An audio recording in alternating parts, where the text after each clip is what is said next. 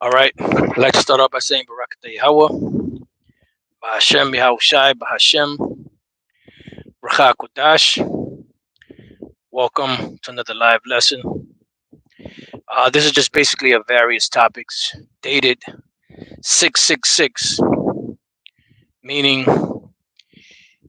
the month is June, the day is the 15th, which 1 and 5 is 6, and the year is 2022. The year of Yahweh Bashem Yahushai turning up, which 2 plus 2 plus 2 equals 6. So today is June 15, 2022. Also, June 6 was also a 666 day. I don't have anything prepared, or anything to specifically go into. So I'm just gonna go on the spirit, whatever the spirit feeds me. I feed you brothers and few sisters out there. But one thing I will make mention of that's on my mind, is Elder Pastor just did a video, and he went into some scriptures on hell, dealing with Yahweh Shai being in the grave. And I know I didn't cover that in the lesson that I did, and I know because I watched the up and coming elder Karataza out in the Vegas camp, and he didn't cover it because I don't remember him covering that in his lesson. But what I did want to say was in Acts the 2nd chapter, I believe that's where the apostle looked up the word hell, right? And there was something that caught my attention in there. So now I'm working with an offline source, so I don't know if it's going to have the same type of information. It'll have the same number, it'll have the same Strong's number and all that. But it is here. Okay, beautiful. So you know what? Let me read that, and then we'll start off with that. Let me just bear with me 1 second. This is Acts 2 and 27. Because thou wilt not leave my soul in hell, neither will thou suffer thine holy one to see corruption. Now this is dealing with Yahweh Shai. You go back to the book of Psalms, the 16th chapter, I believe, is where this is quoted from. And pretty much what Yahweh Shai was saying, that the Lord was not going to leave his body in the grave to see corruption, because he was there 3 days and 3 nights. So at the end of the 3rd night, which is the beginning of the 4th night, that was when the end of the 3rd day, which is the beginning of the 4th day, that's when Yahweh Shai rose, before his body started to decompose, right? So according to these wacky-tacky Christians, that's talking about hell, a place where you go and burn forever, which is total nonsense. That's nothing more than a fairy tale, a fable that was taught by the Greeks, which was all started by Jake. Then it goes, you go back to the origins of the world, with the Sumerians, you had the Babylonians, Egyptians, they all had different, stories and myths concerning hell, concerning where you went to when you died.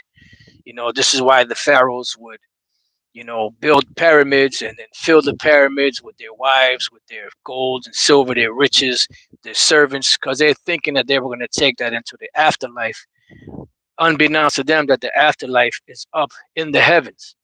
We covered that in yesterday's lesson, that the spirit of man, the flesh of man goes to the earth, and the spirit of man goes up to the heavens to be judged by the Father. And then the place of judgment, which is on the earth, under the sun, is where they come to play out, their punishment when they come back. Now, when we look up this word hell, it goes back to the word Hades, right? It says, name Hades or Pluto, the god of the lower regions. And this is myth. These are myths. The scriptures speak about fables. When you go to the word fable in the scriptures, it goes back to the Greek word mythos, which is a myth, right? It says Orcus, the netherworld, the realm of the dead. And it's just pretty much the realm of the dead. That's where bodies go. Whether it's in the earth, or a sepulcher, or a mausoleum, whatever the case may be. Some people are, entombed in shrines and, in mausoleum sepulchres. Others are, you know, buried in the earth in caskets. Uh, our forefathers, Abraham, Isaac, you know, they would um, they would bury their dead in caves. Just like during the time of the Roman Empire, you had Jake back then, the Christians, so-called Christians, the Mashiachim, that were burying the dead in the catacombs. All right, and that was another form of burying the dead. But there's no actual place where all the dead go and congregate. Their bodies. Some of them go to one place, others go to purgatory, others go to a place that they burn forever. That's not the case. Those are all you know um, fairy tales. Then it goes on to say, this is the part that caught my attention when the elder apostle read it. He said, later use of this world. I'm sorry, later use of this word, the grave, death, hell. All right. So pretty much that was a word that was used um to for the Greeks, where they had a myth and a storyline pertaining to hell being the underground, the underworld, and that's why they would bury their dead, put coins in their eyes so they could pay, the I forget what it's called, the boatman, to they had to pay their fare to get across, to get to the other side, and blah blah blah, this, that, the other, but pretty much this was something that was used as a fable, a myth, and pretty much as a form of control, against, those that believed in the Lord, but then you had the rulers that were using that as a form, of control, because they know that by doing that, by putting fear into the people, they can get their money, their lands, their goods, resources, so on and so forth. Now, I was watching a series. No, it was the movie Robin Hood with um with Jamie Foxx and the other Edomite that played in Kingsman, right? And now Abraham, I forget his whole name, Abraham something. He played in the movie Scarface. Um, Abraham Murray, I believe his name is. He played the part of an archbishop, no, archbishop, and pretty much somebody mentioned the word fear, and he said, "Oh, fear, the greatest arsenal in God's, in God, no, the greatest weapon in God's arsenal. That's why the church created hell." He said that right in the movie, And when we go to the Zondervan, the Compact Bible Dictionary, the Zondervan, the beloved Zondervan, which many people hate, we're going to go into a particular word here. Now, when you look up the word hell in the New Testament, it appears 24 times. 12 times it's 12 times is translated as Gehenna. 11 times is translated as Hades, and one time is translated as Tartarus. All right, the word we're going to deal with is Gehenna. Right, so let's get that word Gehenna. And we've done lessons on this also. That this is pretty much a reference to the Old Testament dealing with a particular valley where the children of Israel were burning their sons and daughters in honor of Molech. There's many resources that say it was an actual garbage dump. Some sources say that there were prisoners and criminals that were burnt there, so on and so forth. So that right there, the Lord eventually said that would be called, it wouldn't be called the Valley of Hinnom anymore, or Gehenna, because those are two words in the Hebrew, Gaia, I believe it is, or Ga'a, Hanam, or something like that, Valley of Hinnom. The Lord said it wasn't going to be called that anymore, but it was going to be called the Valley of Slaughter.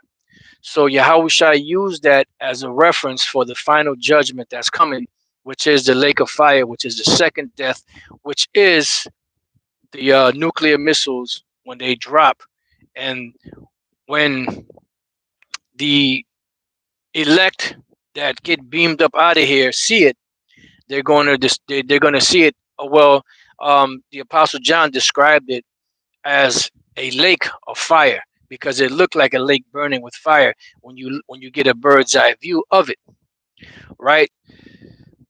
So that word Gehenna, when you look it up, right, it says Valley of Hinnom, and that's the origins of it. And Yahushua used this word 12 times when he used the word hell.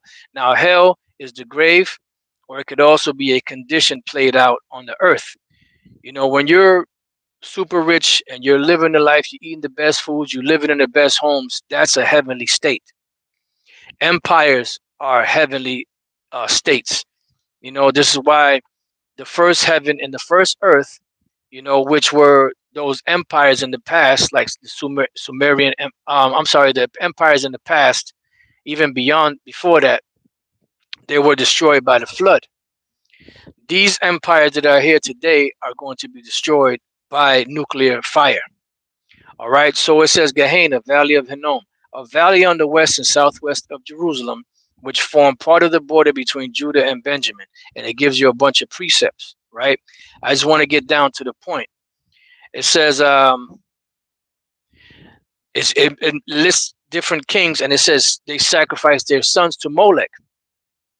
You know, it says, for this reason, Josiah defiled the place, 2 Kings, the 23rd chapter, the 10th verse, after referring to the idolatrous barbarities. Jeremiah prophesies a great slaughter of the people there in the siege of Jerusalem. And that's why the Lord called that the Valley of Slaughter. And this is why Yahushua used that as a reference for the future or final judgment that's coming at the end of the world, which is the thermonuclear destruction, described in the scriptures as a lake burning with fire, a lake of fire. But then when we read on, it says after the Old Testament period.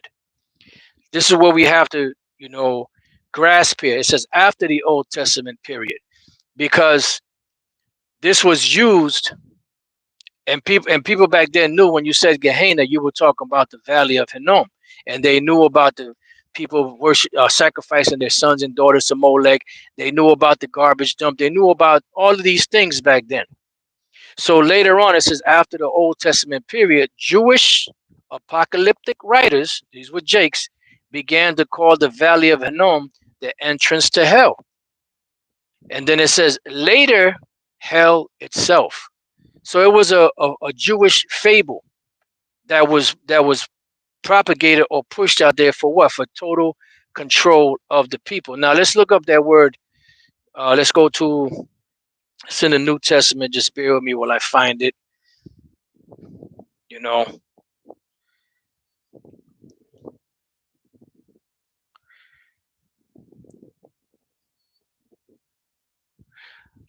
Just bear with me 1 second.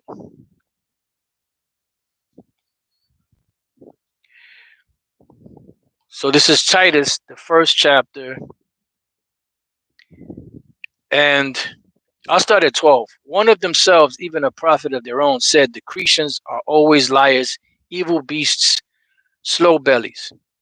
This witness is true, wherefore rebuke them sharply, that they may be sound in the faith, not giving heed to Jewish fables and commandments of men that turn from the truth. Right. And that's what happened. A lot of Israelites got taken by, you know, the Jewish fables. And this is why the scriptures say that when this beast whose deadly wound was healed, when they came back into power, it says the whole world wondered after the beast. And that's what happened. Why? Because they deceived the world. The very first thing they did was deceive the whole world. They went throughout Europe, and what they did was they committed an act called iconoclasm. And iconoclasm pretty much is the defacing of images. It's a compound word.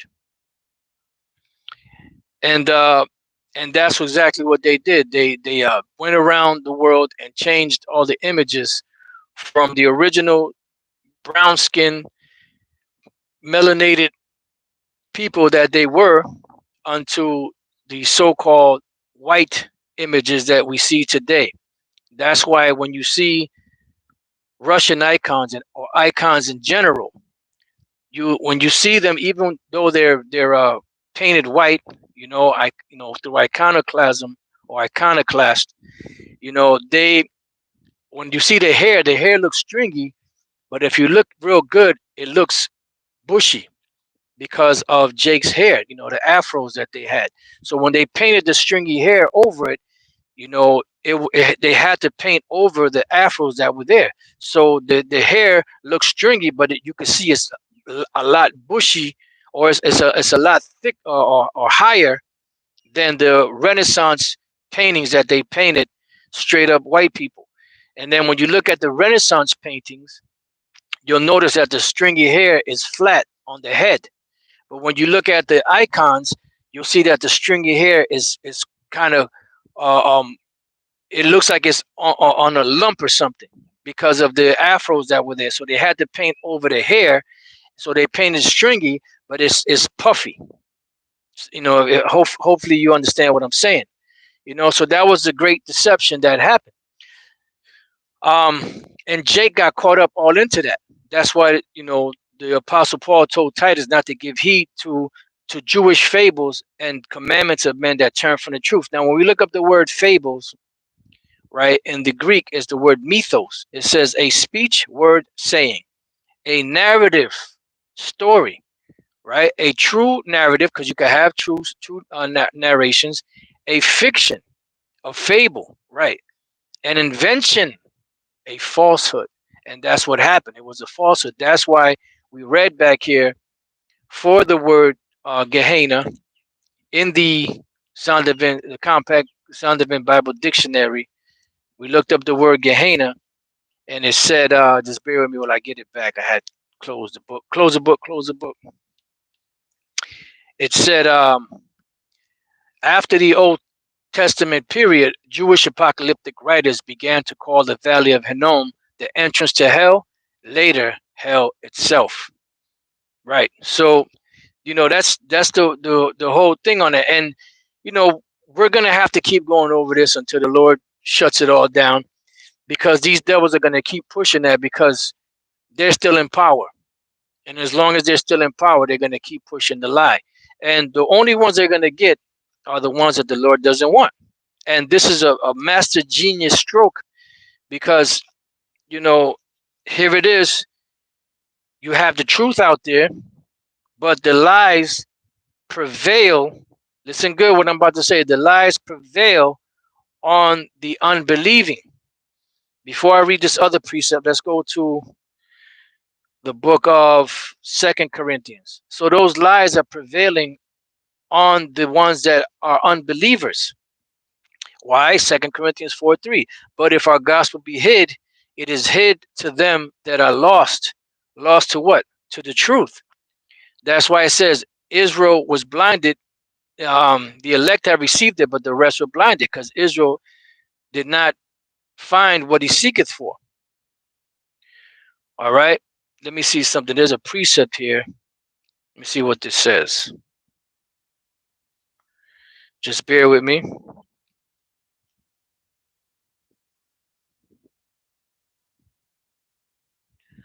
Yeah, this is 1 Corinthians 1:18. For the preaching of the cross is to them that perish foolishness. Why? Because they're blinded. But unto us which are saved, it is the power of the Most High. Yeah, and most people are not going to get it because they're blinded to it. These jakes are blinded to it. So it says, but if our gospel be hid, it is hid to them that are lost. This is back in 2 Corinthians 4:3. Now verse 4. It says, in whom the God of this world, who's that? Esau, the Edomites that have gone around the world and blinded the world, and whom the God of this world hath blinded the minds of them which believe not, lest the light of the glorious gospel of Yahushua, who was the image of the Most High, should shine unto them. Why? Because if the gospel were to shine unto them, they would be able to see the truth and they would be delivered. You see? Because the scriptures say what? With the mind man believeth, and with the With the heart man believeth, and with the mouth confession is made unto salvation. And that's the dynamic of it. It's, you know, the Spirit had me do a video years ago that salvation is easy. All you have to do is believe the words that are coming out of the book. But the problem is that not everybody's going to have that opportunity. Not everybody's going to be given that, because everyone's going to come with an excuse. If they're not part of the elect, they're always going to come with an excuse, a rebuttal, an argument, another book, or the New Testament this, the Old Testament that.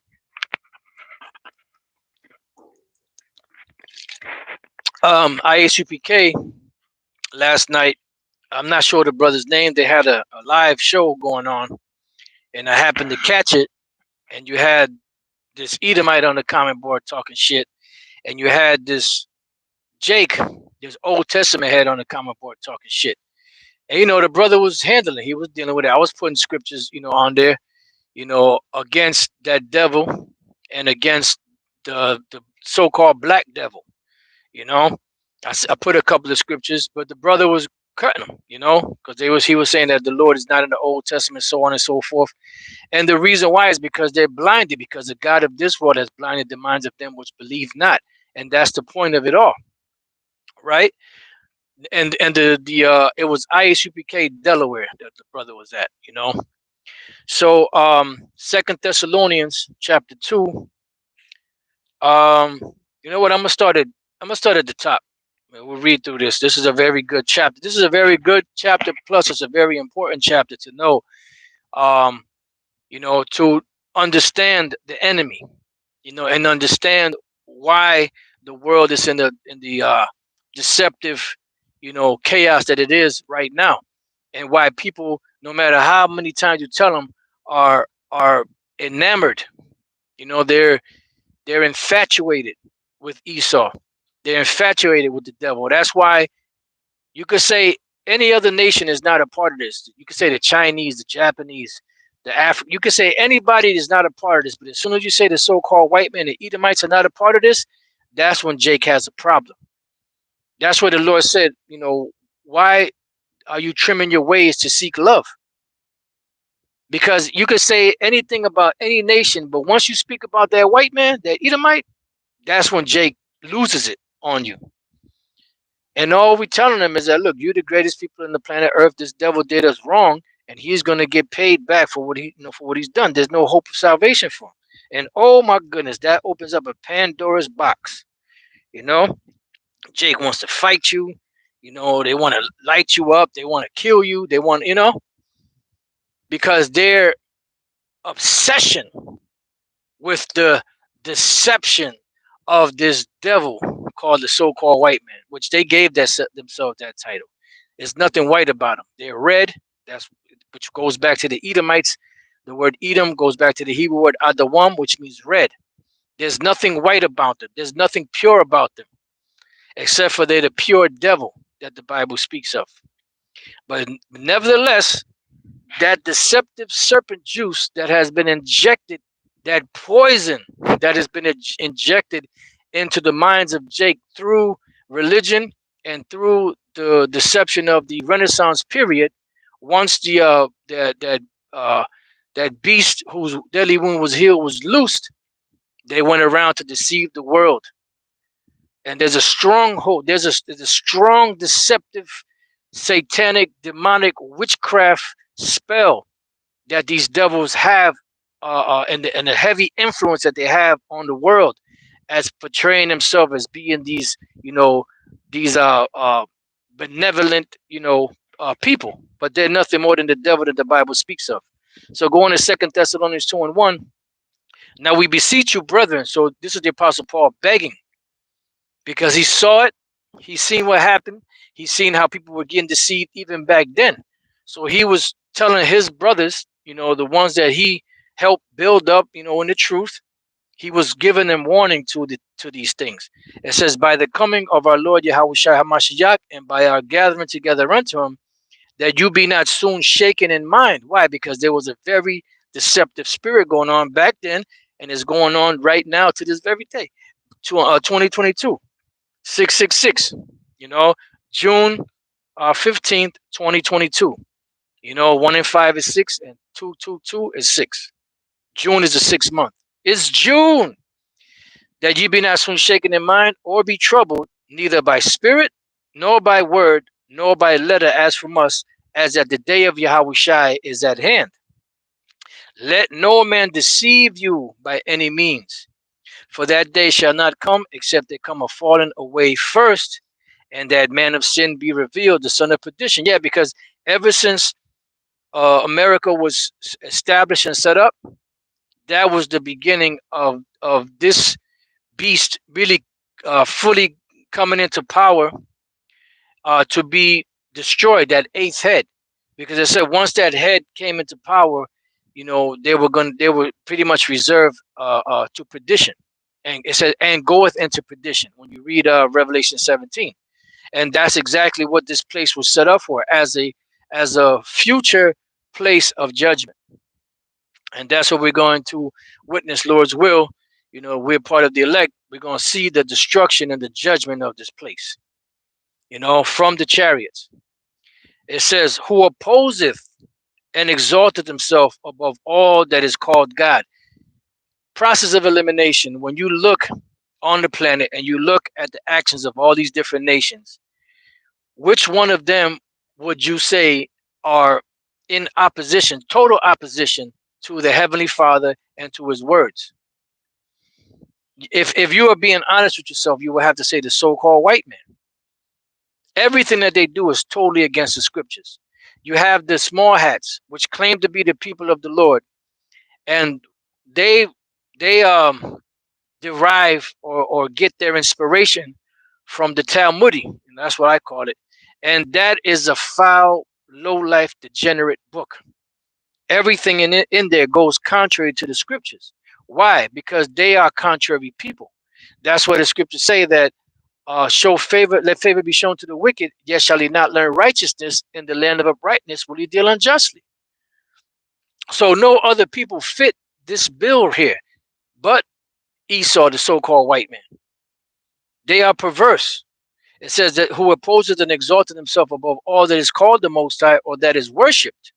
And who is the one being worshipped around the planet as being God, being so-called Jesus? All you got to do is go to your search engine, type in God, and hit and click go, and then go to images. What are you going to see? White images of what they call God. All you got to do is type in Jesus or Jesus Christ or whatever, however you want to put it, in the Google search engine. Go to it and then hit images. What are you going to see? Pictures of a so-called white man that has been faking the funk for centuries as being the son of the Most High. So when we hit him with the scriptures, no, it said that his head was white. No, it says the hair on his head were white, like wool. He could use anything else to describe the hair of Yahushua, but he had to use wool. Why? Because of the afro. You can't get around that. That's why when Absalom was going up underneath that thick, that thick oak, what happened? His afro got caught in one of the bows, and he couldn't get out. And that's why Joab was able to throw those 3 darts into his heart and kill him. You see? And they're trying to weasel. They're trying to weasel and slither, and because that's just what the devil does. He slithers and wiggles and jiggles, to try to get away, from payment, from discovery. And they're being discovered, right? It says, "Or that is worshipped," that's them, "so that he, as the Most High, sitteth in the temple of the Most High, showing himself that he is the Most High." Yeah, and that is that great deception.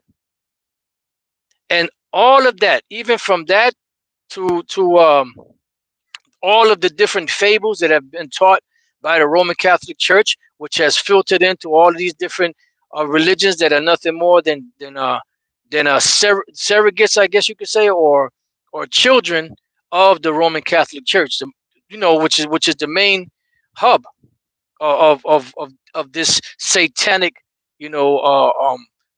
satanic gospel that has been taught in the world, and they all follow behind somehow, some way. You have some churches that teach about the virgin birth. You have some all the churches teach about hell. You know, because they're all part of the same thing. So what they're doing is they're making sure that everybody stays in their place, that nobody gets fresh. You know, that's what they're doing. It says, so that he, as the Most High, sitteth in the temple of the Most High, showing himself that he is the Most High. Right. And that's what they've done. So it says, remember ye that when I was yet with you, I told you these things. Yeah, because that is the job of a shepherd, to continuously warn the sheep of impending doom, impending danger that's coming. Because the shepherds are supposed to know, or supposed to know, that the wolf is coming, and the wolf is not going to come and say he's the wolf. The wolf is going to come as a benefactor, if I'm using the word correctly, as someone that's going to give you benefits. I think I used it wrong, because a benefactor is somebody that gets the benefit, but he's coming as one that's going to give you a benefit, but really technically he's not. What he's doing is that he's luring you into his trap, so that he can close the gate down on you, and then have you ensnared in it, because he knows that is going to bring destruction from the Heavenly Father unto you. And that's why he's pushing everything that he's pushing through deception. So he made the world believe that they're God, that they're the Messiah, the angels. So then anything after that they say, you would believe it. And that's why the scriptures speak about that when the beast, which is NATO and EU through America, the revived Roman Empire, and the Vatican, the false prophet, come together, they're going to create these miracles, to where they're going to deceive the people into receiving the M to the O to the TB, which is the C to the HIP. And that's what, the C hip, that's what they're going to push out there, and they're pushing it hard, the C hip and the MO to the TB, and they're pushing it hard, because that is the ultimate goal, the ultimate plan. And the ones that are deceived are going to be caught up in it. And that's the whole dynamic of what they're doing. They get you to put your guard down, and then they spring the trap on you. Read Isaiah the 10th chapter. Read Psalms the 64th chapter. Read Psalms the 58th chapter. Because deception is their middle name. That is the greatest gift that they were given, and the greatest blessing that they were given outside of the sword. The sword and deception. That's how they conquered the world. And right now, as we speak, it was just found out that Uganda, is sitting on a mint, sitting on a big amount of gold.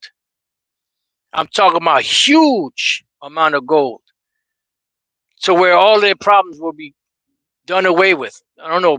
It's in the billions, possibly trillions of dollars in gold. So what's going to happen now. Esau going to find an excuse to get up in there. Oh, well, they're killing their people, or this and that, the other. They're not treating their workers right, or however they're going to do it. They're going to go up in there. They may send an economic hitman, offer money to the president, because they ain't planning on giving nobody money, or assassinate everybody, and then somehow get in there somehow, some way, have them do it, and then say, well, look, we're here as a peacekeeping force, just make sure, that everything is running properly, seeing that the president or whatever of Uganda was assassinated. We have to make sure that everything is running properly, and there's a contingency plan in the government of Uganda to make sure that whoever's up in there next as the president is safe and secure. All gimmicks, man, to get those resources. This motherfucker is the devil that the Bible speaks of, man. Anyway, going back to 2 Thessalonians 2:5, it says, "Remember ye that not that when I was yet with you, I told you these things." You remember I told you. Remember I told you. It says, "And now you know what withholdeth, that he might be revealed in his time." Yeah, that's why there were certain things that were held back for a certain period of time until the time for them to be revealed will come up. And we're at that time now. Because at one point, you go back to the 70s, 60s, 70s, 80s, 90s, there was really not too much. There was stuff out there by Edomites concerning the hidden hand, the so-called Illuminati, the international banker families. But there was a lot of those individuals being put to death because they were revealing the inner workings, because it wasn't time for them to be revealed back then. You had guys that broke away. The scriptures say that they would cause their mouth to fall upon themselves, and they would go on, clandestine talks and speeches in different colleges or different places wherever they had the meetings to expose the inner workings and the agenda of these so-called illuminated ones. So the information was very, very rare to find. But now we're at the point now where it's wide open. Everything is out. You know, I mean, your grandma in a rocking chair, 90 years old, knows about the Illuminati. You know, the average person out there knows about that term and knows about the what they call the secret cabal, or the hidden hand. But back then it wasn't made known. Why? Because we're at the time now where they've been exposed and they're about to be judged. It says, "For the mystery of iniquity doth already work," because even back then, who the devil was still a mystery to most. But the Apostle Paul knew that the Romans were the devil. So it says, even for the mystery of iniquity doth already work, because they were already in the works back then. But it wasn't really till these times that we're living now, going back to the so-called Renaissance period, that they were really going to show their ass. It says, "Only he who letteth will let until he be taken out of the way." And the only reason why these devils are prospering, or I don't know. Hold on, I don't know if this cop is going to give me a ticket. Hold on for a minute.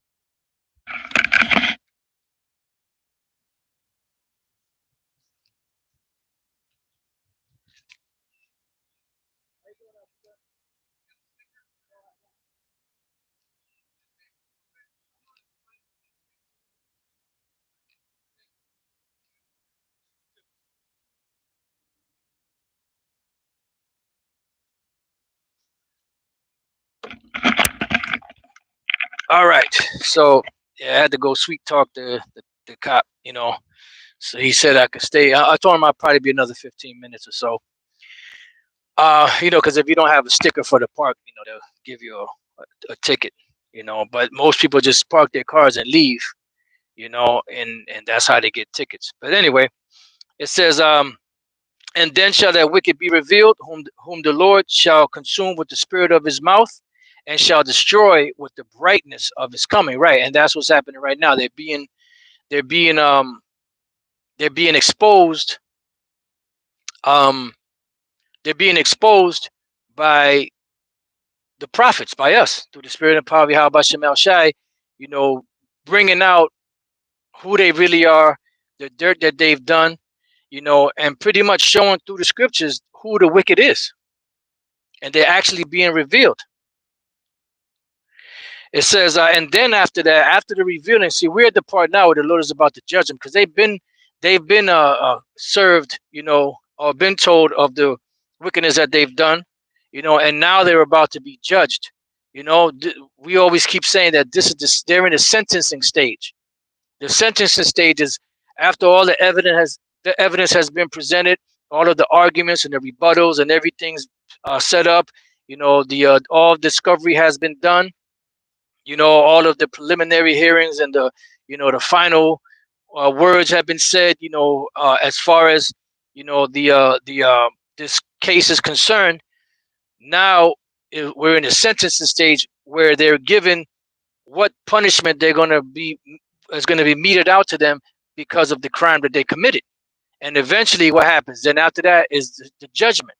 Like you might have somebody going back and forth to court, and they might be free on bond, or parole. I'm sorry, on bond, and then the day that he comes to court and they sentence him and they find him guilty, guess what? Then the sheriffs come in, put the cuffs on him, and take him in to go start his sentence or his judgment. And we're about to start witnessing that. The Lord is judging them, and He's going to judge them, and eventually, captivity is the ultimate on the final slavery for these devils, or the final judgment for these devils.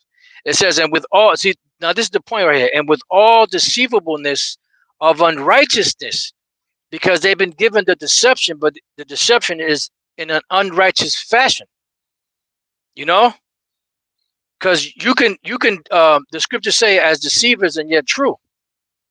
There's times when don't let your left hand know what your right hand is doing, but it all depends on the motive.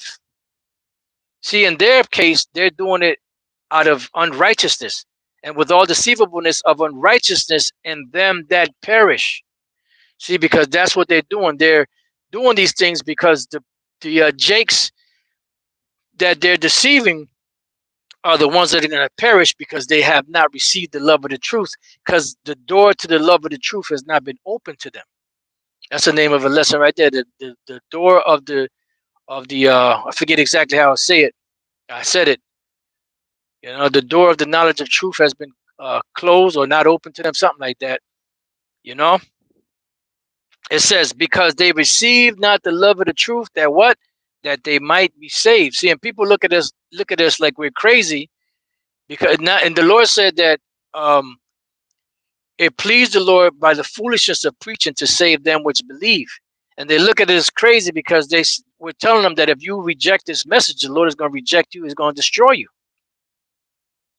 Why do they do that? Because they've been deceived first and foremost, and they've been taught that the Heavenly Father is a God of all love. And then when they think about things that are evil in the world and wickedness, they're thinking about Satan, spiritual demon Satan. The Most High controls both sides.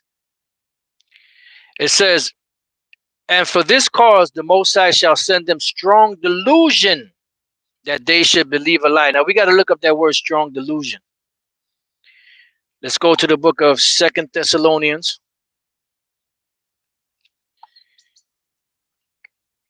2 Thessalonians 2. What verse was that? 2 Thessalonians 2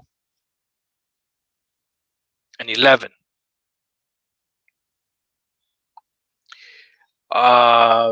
Strong, the word strong is energia, which is energy, working, efficiency in the New Testament, used only of superhuman power, whether of God or of the devil. Yeah.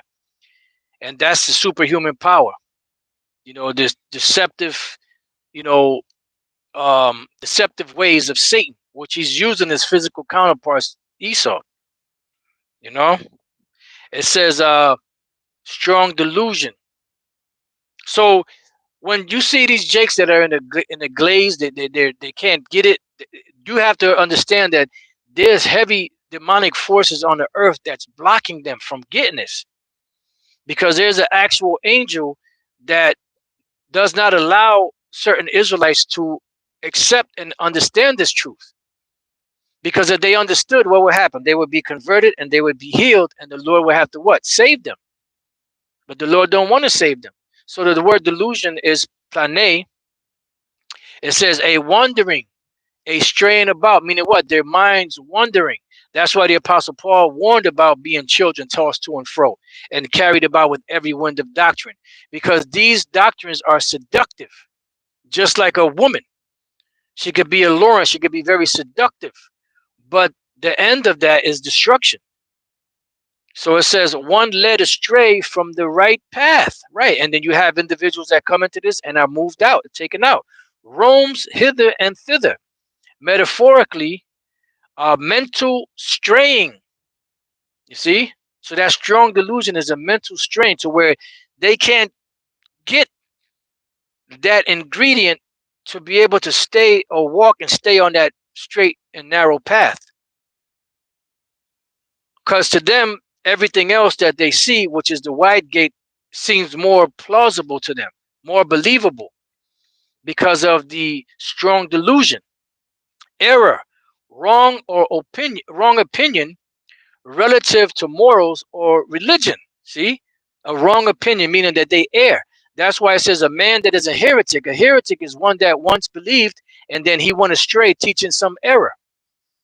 So a man that's a heretic, after the first and second admonition, you reject that person because you know that he's subverted. He's taken out of the way. He's been given over to a reprobate mind. So you have to leave that person alone. Otherwise, you'll find yourself in those same shoes that that person is in. You'll find yourself falling out with him. That's why Yahweh Shai said that, if your right eye offend you, pluck it out. If your right hand offend you, cut it off. Because you may have certain people that you're cool with, but if they start straying off from the doctrine, they're accursed. So they have to be, you have to separate yourselves from them because they've been given over to that strong delusion. It says error, wrong opinion relative to morals or religion. Yep, error which shows itself in action, a wrong mode of acting. So this is a strong delusion, which is spiritual wickedness in high places. High places, vocab. You got that? High places. Spiritual wickedness in high places. Demons in the heavens, not in hell. That they're working on the minds of these people not to get it. Because ultimately the Most High gave them over to that strong delusion. Woo, man. So it says, I'm going to read that again, verse 11. 2 Thessalonians 2:11. And for this cause the Most High shall send them strong delusion that they should believe a lie. And that's happened. They believe in a lie. That they all might be damned who believed not the truth, but had pleasure in unrighteousness. Why? Because the truth is what cements your faith and what cements your salvation. Receive with meekness the engrafted word, which is able to save your souls. It says, but we are bound to give thanks always to the Most High for you, brethren, beloved of the Lord. Why? Because they were given the ability to be illuminated, the eye salve, and the belief so that they can be saved. Because the Most High has from the beginning, because this is a predestination, chosen you to salvation through sanctification of the Spirit and belief of the truth. See, so there's a predestination, a sanctification, and a gift of believing that is given to the elect that are going to be saved. This is no joke, man. There's some heavy stuff right here. It says, whereupon he called you by our gospel to the obtaining of the glory of our Lord Yahweh Shai. Yeah, because he made it through. And, the same way he made it through, if we happen to be the elect and the faithful to the end, the Lord will bring us through also. Therefore, brethren, stand fast and hold the traditions which you have been taught, whether by word or our epistle. Why? Because these are the things that are going to help you navigate through this maze of lies. And wisdom and knowledge shall be the stability of that time, the strength of salvation. Now our Lord Yahweh Shai himself and the Most High, even our Father, which hath loved us and hath given us everlasting consolation and good hope through grace, comfort your hearts and establish you in every good work. Every good word and work. Yeah, because it's about being established. It's about, standing firm. It's about defending the gospel, holding fast to the traditions and the breakdowns and the truth that we've been given, because there's a lot of deception and a lot of lies that are going to be out here circulating, trying to pull as many jakes out of the truth, as they can. And the only ones that are going to be taken in that melee, so to speak, are going to be the ones that the Lord doesn't want. So with that, I pray that you brothers and your few sisters have been edified. Till the next time I say, Shalom.